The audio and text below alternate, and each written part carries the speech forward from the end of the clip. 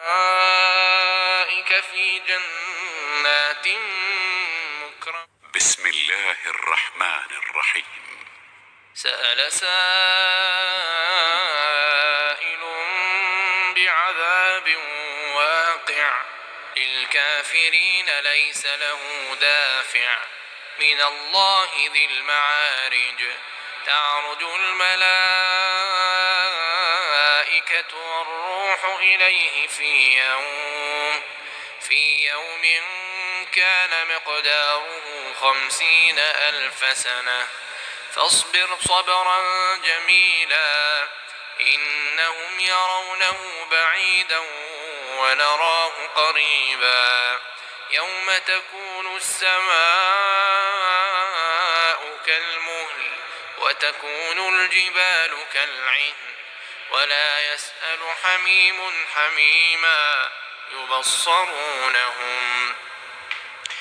يود المجرم لو يفتدي من عذاب يومئذ ببنيه وصاحبته وأخيه وفصيلته التي تؤويه ومن في الأرض جميعا ثم ينجيه كلا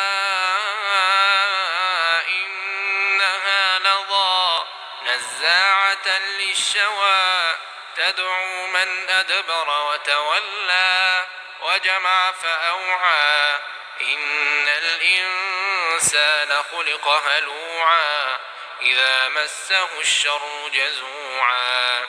وإذا مسه الخير منوعا إلا المصلين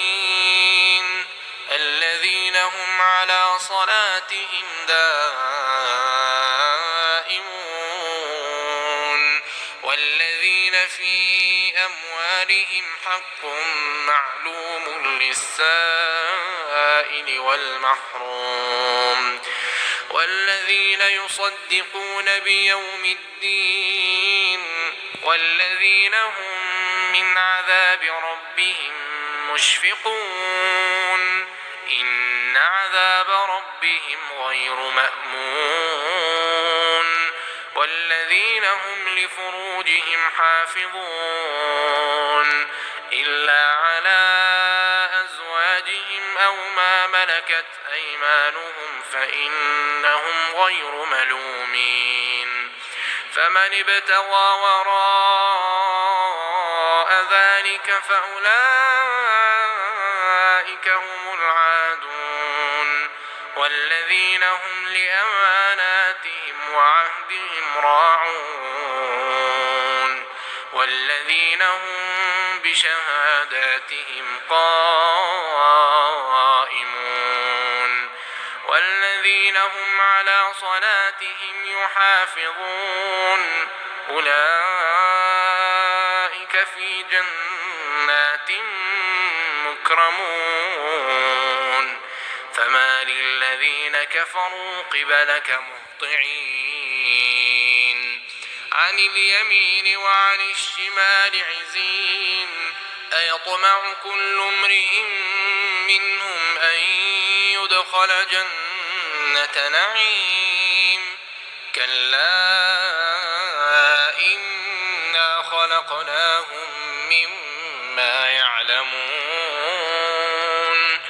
فلا أقسم برب المشارق والمغارب إنا لقادرون على أن نبدل خيرا منهم وما نحن بمسبوقين فذرهم يخوضوا ويلعبوا حتى يلاقوا يومهم الذي يوعدون يوم يخرجون من الأجداث سراعا كأنهم إلى نصب يوفضون خاشعة أبصارهم ترهقهم ذلة ذلك اليوم الذي كانوا يوعدون. أنا أدري معاك.